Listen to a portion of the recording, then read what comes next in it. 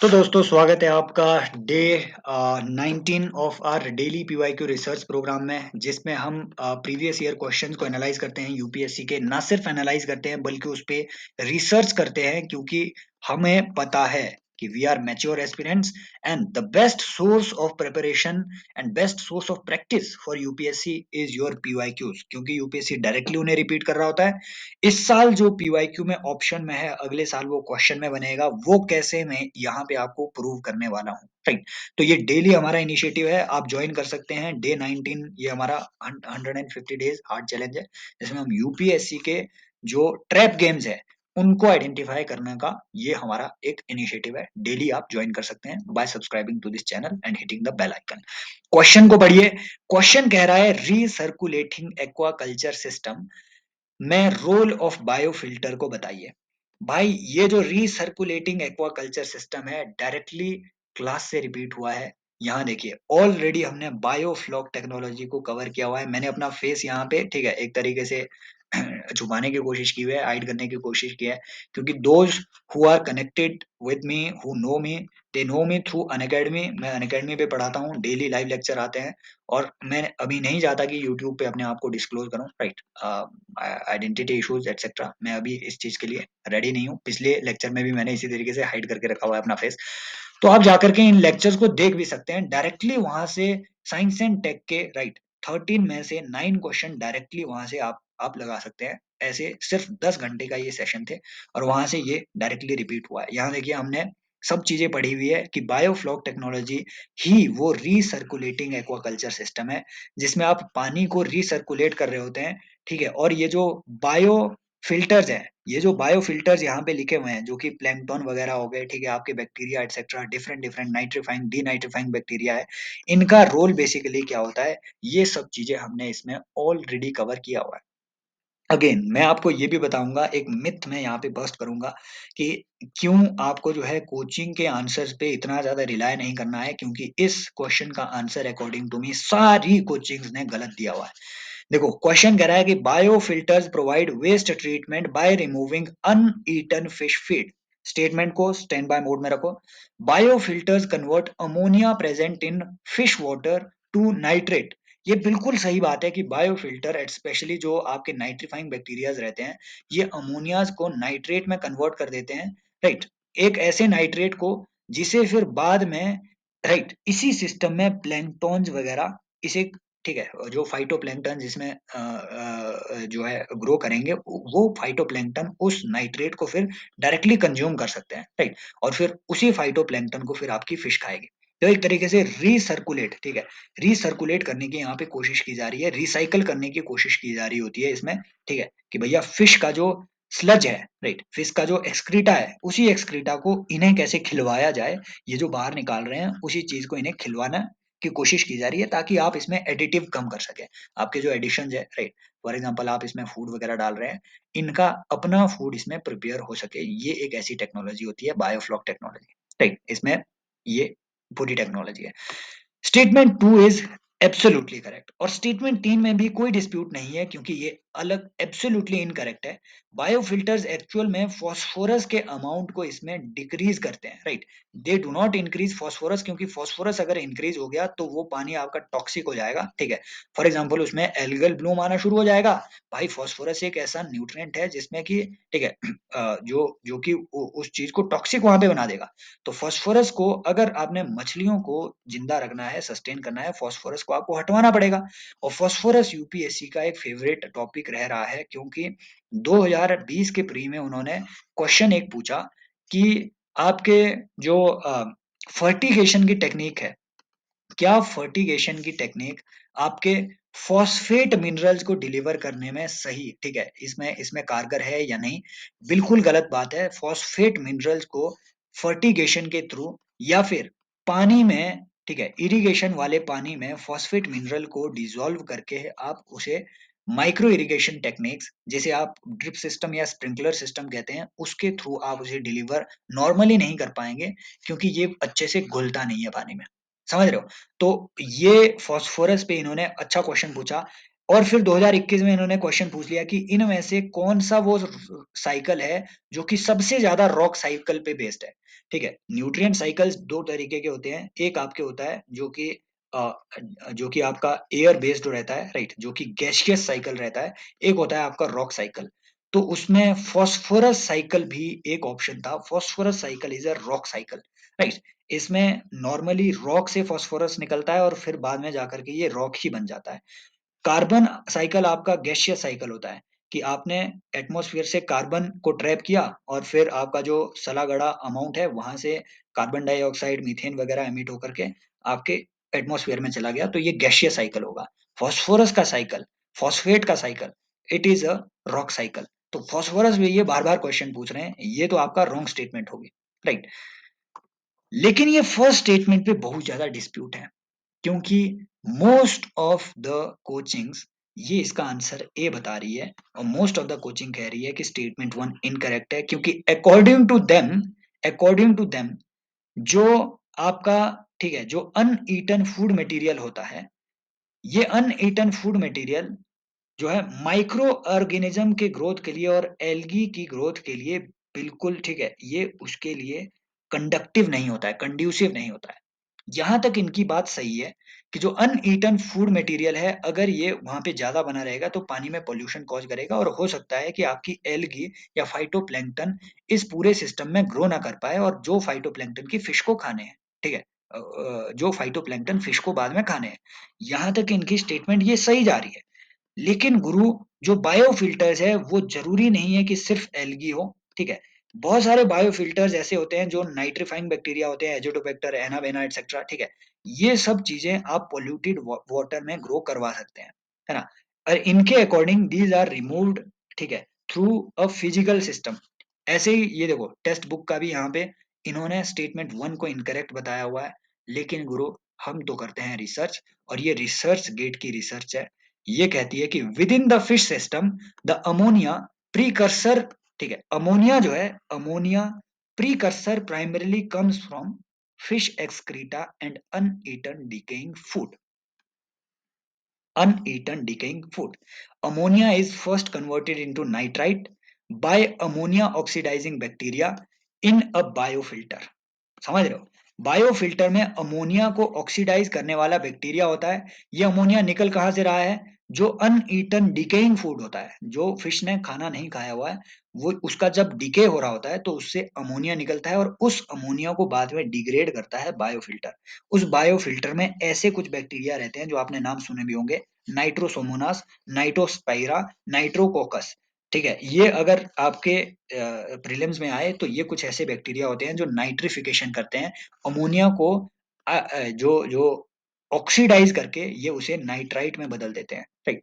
So this is the answer. Definitely can biofilters can provide, ठीक है, waste treatment by removing the uneaten fish feed, ठीक है, क्योंकि जब ये डिके हो रहा होता है तो इसको डेफिनेटली अनईटन फिश फीड को वो कन्वर्ट कर देता है नाइट्राइट में, जो कि बाद में नाइट्रेट बनेगा और फिर वो, ठीक है, और फिर जो माइक्रो ऑर्गेनिज्म होंगे, जो फाइटोप्लैंक्टन वगैरह होंगे, ये उस पे सस्टेन कर जाएंगे। So according to me answer should be only two statements, not only one, right. So this should be the answer. Next question पे आते हैं। नेक्स्ट क्वेश्चन है कार्बन फाइबर्स पे, और ये क्वेश्चन आपको बताता है कि कैसे यूपीएससी पीवाईक्यूज पे बिल्ड करता है अपना आंसर। क्योंकि ये देखिए, ये 2020 का क्वेश्चन है, कार्बन नैनो ट्यूब पे क्वेश्चन पूछा हुआ है कि कार्बन नैनो ट्यूब के इनमें से क्या यूजेज है। They can be used as carriers of drug and antigen in human body, बिल्कुल सही बात है। They can be made into artificial blood capillary for injured part of human body. ये आपकी रॉन्ग स्टेटमेंट हो जाती है, क्यों, मैं बताऊंगा। दे can be used in biochemical sensors, बिल्कुल सही बात है। कार्बन नैनोट्यूब्स आर बायोडिग्रेडेबल, बिल्कुल सही बात है। ये स्टेटमेंट गलत इसलिए है क्योंकि ये स्टेटमेंट सही है। कार्बन नैनोट्यूब्स बायोडिग्रेडेबल है, और इसको बायोडिग्रेड करने वाला जो एलिमेंट है वो आप ही की बॉडी में पाया जा रहा है, उसे हम कहते हैं एमपीओ एंजाइम, माइलोपेरोक्सीडेज। ये रिसेंटली डिस्कवर्ड है, आपके फेफड़ों वगैरह में पाया जाता है और ये आपके ब्लड में फिर वहां से सर्कुलेट होता रहता है। अगर आपने इनको आर्टिफिशियल ब्लड कैपिलरी में कन्वर्ट करने की कोशिश करी तो ये बायोडिग्रेड हो जाएंगी, कुछ टाइम बाद फट जाएंगी। यही इनकी बड़ी दिक्कत है कैन बी तो हो सकता है बाद में मॉडिफिकेशन करके ये स्टेटमेंट सही हो जाए कि आप जो है साइंटिस्ट ने कोई नया कार्बन नैनो ट्यूब इस तरीके का डिस्कवर कर दिया जिनको आप ठीक है आर्टरीज वगैरह में कन्वर्ट कर दो। लेकिन अभी के हिसाब से सिंस दे आर बायोडिग्रेडेबल और ये जो है ब्लड के अंदर घुल भी सकती है फिर बाद में, समझ रहे हो? तो ये जहरीली भी हो सकती है और ये थोड़ी टॉक्सिक नेचर की भी होती है, लेकिन स्टिल इनको ड्रग डिलीवरी एजेंट के तौर पे जो है कंसिडर किया जा रहा है। इसलिए आपका जो इसमें आंसर होगा, ठीक है, ये डी नहीं होगा, 1, 2, 3, 4 नहीं होगा। रॉन्ग आंसर इन्होंने इसमें दे के रखा हुआ है। फोरम आईएएस वाले भाई क्या कर रहे हो तुम? इसका आंसर एक्चुअल में राइट, 1 सेकंड, इन्होंने ये स्टेटमेंट ही यहाँ पे 134 होना चाहिए। 134, yes, this is the answer. 134 इसका आंसर होना चाहिए। फोरम आईएएस वालों ने इसमें डी, हाँ, तो इन्होंने इसमें डी दे करके रखा हुआ था, राइट, जितना मुझे याद है। सो दिस इज द आंसर। इसी पे बिल्ड करके इन्होंने इस साल देखिए क्वेश्चन पूछा, कार्बन फाइबर्स। एक्चुअल में carbon fibre carbon nano tube के ही बन रहे होते हैं। आपकी गाड़ियों में कार्बन फाइबर देखने को मिलेंगे। अब तो कार्बन फाइबर से मिले हुए बॉनेट गाड़ियों में आ रहे हैं, सबसे स्ट्रॉन्ग बॉनेट्स इनको कंसिडर किया जा रहा है। ब्रेकेबल इजीली नहीं होते हैं, लेकिन स्टिल ये बायोडिग्रेडेबल है। कार्बन की कुछ ऐसी प्रॉपर्टीज है, आप मुझे कमेंट सेक्शन में बताएंगे कि जो सबसे राइट, जो सबसे स्ट्रॉन्ग मटेरियल है, एक नया मटेरियल दुनिया में डिस्कवर किया गया है। अब हीरा सबसे स्ट्रॉन्ग मटेरियल नहीं है और ना ही ठीक है, खैर वो तो चलो आप सभी लोग बता ही देंगे कि ठीक है, यस, आपको बताना है नंबर 1 सबसे स्ट्रॉन्ग मटेरियल कौन सा है और नंबर 2 सबसे थिन मटेरियल दुनिया में कौन सा है। ये आप मुझे कमेंट सेक्शन में बताएंगे, राइट। कार्बन का ही एक ठीक है, एक आपका एलोट्रॉप, ठीक है, वो सबसे थिनेस्ट मटेरियल है और एक दूसरा मटेरियल कार्बन का ही एक एलोट्रॉप, वो सबसे स्ट्रॉन्ग मटेरियल है। ये आप मुझे कमेंट सेक्शन में बताएंगे। पहले ये अज्यूम किया जा रहा था कि दुनिया का सबसे थिन मटेरियल और सबसे स्ट्रॉन्ग मटेरियल एक ही है, ठीक है, लेकिन अब एक नया मटेरियल डिस्कवर किया गया है। ये आप मुझे कमेंट सेक्शन में बताएंगे ये कौन सी दो चीजें हैं। Thinnest material, new thinnest material and the strongest material of the on the earth, discovered strongest material on the earth. ये आप मुझे कमेंट सेक्शन में बताएंगे रिसर्च करके। थोड़ा मैं इसलिए ये आपको दे रहा होता हूँ ताकि ठीक है आप पार्टिसिपेट करें, कमेंट सेक्शन में पार्टिसिपेशन बढ़े और मुझे लगे कि हाँ जिंदा लोगों को जो है यहाँ पे सेशंस लिए जा रहे हैं। आप लोग कमेंट सेक्शन में पार्टिसिपेट नहीं करते हैं तो उससे लगता है कि मैं बस अपनी तरफ से सारी चीजें कर रहा हूँ और आगे से कोई रिस्पॉन्स नहीं आ रहा है। If you give response then definitely ये मुझे भी जो है एनकरेज करता है और आई होप ये सीरीज आपके ठीक है आपकी प्रोफेशन में थोड़ी बहुत हेल्प कर पा रही होंगी, right. So next, carbon fibres are used in manufacturing components used in automobile aircraft. मैंने ऑलरेडी बोल दिया, ये तो बिल्कुल सही बात है भाई। आप बच्चे बच्चे को पता है कारों में अब कार्बन फाइबर लग रहा है। Carbon fibres once used can not be recycled, ये तो एकदम झूठ बात है भाई। अगर ये बायोडिग्रेडेबल तक हो सकता है कार्बन, कार्बन के किसी भी एलिमेंट की बात हो रही हो जो आपका नॉर्मल एलिमेंट हो, जो ग्रेफाइट से बन रहा हो, ठीक है, इस तरीके के एलिमेंट जो हो, नॉर्मली वो एमपीओ नाम का एंजाइम उसे जो है डिग्रेड कर देता है, बायोडिग्रेड कर देता है। अगर ये बायोडिग्रेड हो सकता है तो रिसाइकल क्यों नहीं हो सकता? और ऐसा कौन सा मटेरियल है भाई, कार्बन फाइबर आपने बना दिया, मान लो वो टूट हो गया, ब्रेक हो गया, आप उसको मोल्ड करके फिर से बना सकते हैं। कैन नॉट कहां से आ गया? साइंस में कैन नॉट आ कैसे गया? समझ रहे हो? Statement 1 should be the correct answer.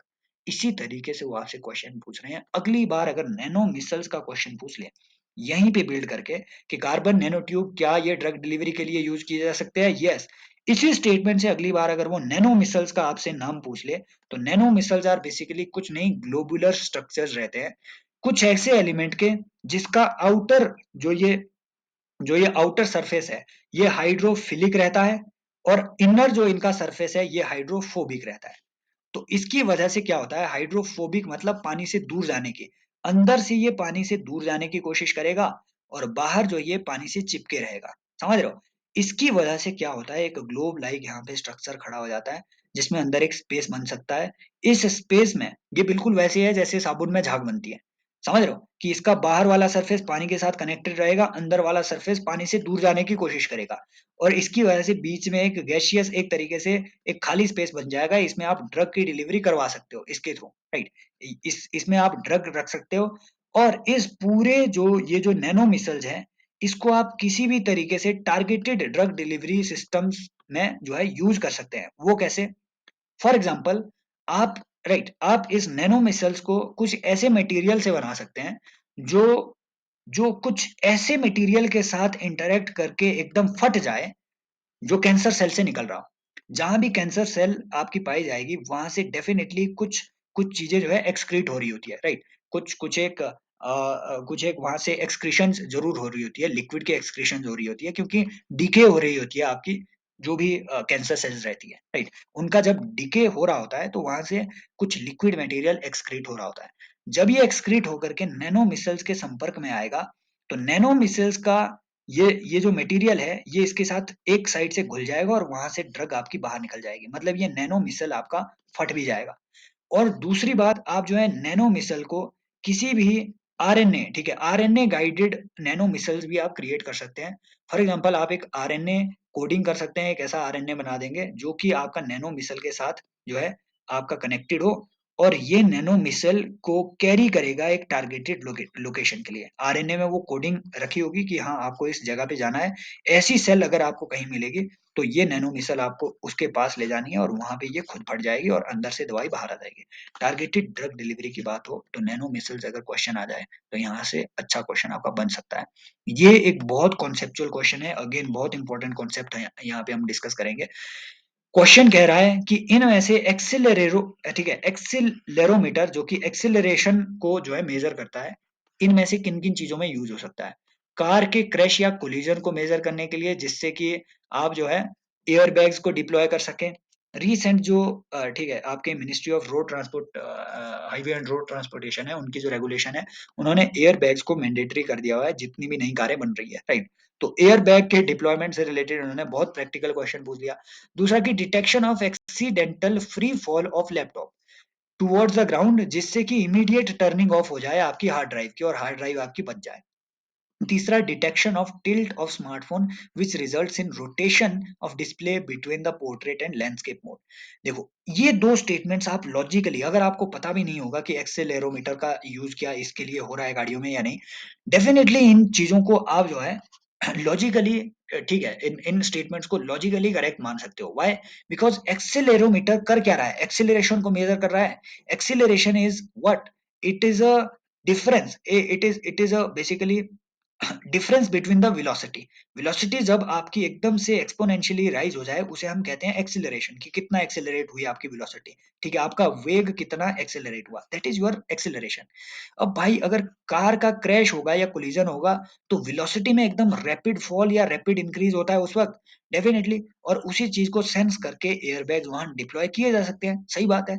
और एक्सीडेंटल अगर फ्री फॉल होगा लैपटॉप का तो डेफिनेटली उससे भी जैसे ही वो नीचे स्ट्राइक होगा, ठीक है, जैसे ही मान लो एक्सीडेंटल फ्री फॉल हो रहा है लैपटॉप का, तो उस पूरे फ्री फॉल के टाइम भी लैपटॉप की गति एकदम से बढ़ जाएगी, रेडिकल इंक्रीज हो जाएगा। तो लैपटॉप खुद को सेंस कर लेगा कि हाँ मैं गिर गया हूँ और मैं टर्न ऑफ कर देता हूँ हार्ड ड्राइव को ताकि डेटा यहाँ से ना जाए। ट्रैप यहाँ इस स्टेटमेंट में था कि क्या फोन टिल्ट हो रहा है। देखो ये दोनों ऐसी चीजें हैं जो स्पीड से डील कर रही है डायरेक्टली, बिल्कुल सही बात है। लेकिन फोन का अगर अगर आप टिल्ट भी कर रहे हो, जो आप फोन की फॉर एग्जांपल आप लैंडस्केप से पोर्ट्रेट कर रहे हो, राइट, तो उस वक्त आपकी जो स्क्रीन है वो भी टिल्ट हो जाती है। वो सब जो चीजें हैं वो भी एक्सेलेरोमीटर की वजह से हो रही है। एक्सेलेरोमीटर आपकी थ्री डायमेंशनल मेजरमेंट कर सकता है, right. Accelerometer three dimensional measurement कर सकता है, राइट। आपकी लंबाई चौड़ाई ऊंचाई की डायमेंशन में चीजों को मेजर कर सकता है, राइट। तो इसकी वजह से जब भी आपका फोन टिल्ट करेगा, ठीक है, फोन टिल्ट करेगा, उस वक्त भी एक्सेलेरोमीटर ये देख लेता है कि यस आपका फोन जो है ये टिल्ट हुआ है और स्क्रीन को भी टिल्ट करें। Answer is all of the three. लेकिन आपने यही नहीं रुकना है, एक्सेलेरोमीटर पे फिर से वो क्वेश्चन पूछ सकता है कि एक्सेलेरोमीटर जो है it detects acceleration, vibration and tilt. इन तीनों चीजों को ये डिटेक्ट कर सकता है to determine the movement and exact orientation along the three axis. Apps जो स्मार्टफोन है, स्मार्टफोन के जो एप्स है वो एक्सेलेरोमीटर का यूज कर रहे होते हैं, ठीक है, ये देखने के लिए कि आपकी फोन स्क्रीन को ऊपर रखें या फिर नीचे रखें। इंपॉर्टेंट बात है, monitoring acceleration and converting it into voltage, इसमें भी एक्सेलेरोमीटर का यूज किया जा सकता है, राइट। कि देखो एक्से they work on the principle of piezoelectricity. Piezoelectricity क्या होती है? कुछ एक एक ऐसा इफेक्ट होता है जो कि आप जो है किसी भी तरीके के प्रेशर को, राइट, किसी मैकेनिकल प्रेशर को इलेक्ट्रिसिटी में अगर आप कन्वर्ट कर सकें, उसे हम कहते हैं पीजो इलेक्ट्रिक इफेक्ट। ये कई चीजों में आपके मिलता है, फॉर एग्जांपल आपका क्वार्ट्ज वगैरह के क्रिस्टल हो गए, राइट। इसमें जब आप प्रेशर लगा या फिर जो लाइटर है, लाइटर को आप दबाते हो और उससे उसमें प्रेशर निकलता है। 2 चीज़ें जब वहाँ पे स्ट्राइक होती है, जो वो प्रेशर बनता है, उस प्रेशर के थ्रू वहाँ से लाइटनिंग निकलती है, उससे आग निकलती है, उससे इलेक्ट्रिसिटी निकलती है, वो एक करंट जनरेट होता है। उसी को दाब को करंट में कन्वर्ट करने को हम कह रहे होते हैं पीज़ो इलेक्ट्रिसिटी। तो ये पीज़ो इलेक्ट्रिक इफेक्ट पे ही काम करते हैं, right? When an accelerometer is subjected to vibration, the mass inside the device is displaced from rest of the position, causing piezoelectric material to cause electric current, right? लेकिन ये आपको याद रखना है कि एक्सेलेरोमीटर जो है, ये ऑल दो आपके टिल्ट को मेजर कर सकता है, लेकिन ये रोटेशन को मेजर नहीं कर सकता। ये 360 डिग्री रोटेशन को मेजर नहीं करता। ये बस 3 एक्सिस पे टिल्ट को मेजर करता है, राइट? ऊपर नीचे, ठीक है? और आपके for example x axis, 2 x axis हो गए और एक वाई एक्सिस। बस इन 3 एक्सिस पे ये मेजर कर सकता है। एंटायर रोटेशन को ये मेजर नहीं करता है। समझ रहे हो? सो 360 डिग्री रोटेशन को ये मेजर नहीं करता है। उसके लिए जाइरोस्कोप अलग से मोबाइल फोन्स में यूज किया जाता है। यहाँ से इम्पोर्टेंट बात ये मैंने आपके लिए डिस्क्रिप्शन इसलिए लाई क्योंकि रिसेंटली साइंटिस्ट ने पहली बार एक ऐसा piezo electric material, liquid piezo electric material, जिसका आपको नाम नहीं याद रखना है, कॉन्सेप्ट बस याद रखना है कि पीजो इलेक्ट्रिक इफेक्ट क्या आपको लिक्विड्स में मिलता है? यस, अब मिलता है। अभी तक माना जाता था कि लिक्विड्स में आपको पीजो इलेक्ट्रिक मटेरियल नहीं मिलता है, अभी तक माना जाता था। रिसेंटली एक liquid piezo electric element scientist ने डिस्कवर किया है। उसका नाम याद रखने की जरूरत नहीं है, कम से कम ये याद रखो कि यस, पीजो इलेक्ट्रिक इफेक्ट अब लिक्विड में भी मिलता है। आप मुझे कमेंट सेक्शन में बताएंगे क्या पीजो इलेक्ट्रिक इफेक्ट आपको गैसेस में आज के दौर में डिस्कवरेबल है? क्या ये डिस्कवर किया गया है या नहीं? आप मुझे कमेंट सेक्शन में बताएंगे और कमेंट सेक्शन में आप फीडबैक भी देंगे, सपोर्ट भी करेंगे, राइट? अगर आपको लगता है ये इनिशिएटिव आपका किसी भी तरीके से प्रिपरेशन में हेल्प कर पा रहा है, तो you can show support by subscribing to this channel। And Telegram channel का लिंक आपको डिस्क्रिप्शन में मिल जाएगा, कमेंट सेक्शन में पिन होगा। फ्री लाइव क्लासेस की लिंक्स भी वहाँ पे मेरी सारी मिलती है। अगर मेरा पढ़ाना आपको अच्छा लग रहा है तो अनअकैडमी पे आप मुझे ज्वाइन कर सकते हैं। एंड कमेंट सेक्शन में जरूर पार्टिसिपेट कीजिए, जो लास्ट तक सुन रहे हैं, right? It motivates me also. अगर आप कमेंट सेक्शन में पार्टिसिपेट नहीं करते हैं तो इट फील्स लाइक कि यस यार, मतलब कुछ चीजें बन नहीं रही है, राइट? मजा नहीं आ रहा है। अगर आप कमेंट सेक्शन में एक्टिवली पार्टिसिपेट करते हो तो ये जो है अपन को भी एकदम खुशी से भर भर देता है कि हाँ यार, कुछ इफेक्ट तो पड़ रहा है इसका, राइट? सो एक म्यूचुअल एक एफर्ट के थ्रू हम और आप साथ में ग्रो करें, ठीक है? एक दूसरे की नॉलेज में कंट्रीब्यूट करें, और अगर यहाँ कुछ भी डिस्कशन गलत हो रहा है तो डेफिनेटली आप जो है उस डिस्कशन पे आप अपनी एक्सप्लेनेशन जरूर दीजिए, ताकि हम एक दूसरे की नॉलेज में कंट्रीब्यूट कर सकें और यूपीएससी की जर्नी हमारी इसी तरीके से बेहतर बनती जाए। यही है जो मैं आपको लास्ट में कहना चाहूंगा। Take care, bye bye, as always love you all, happy learning.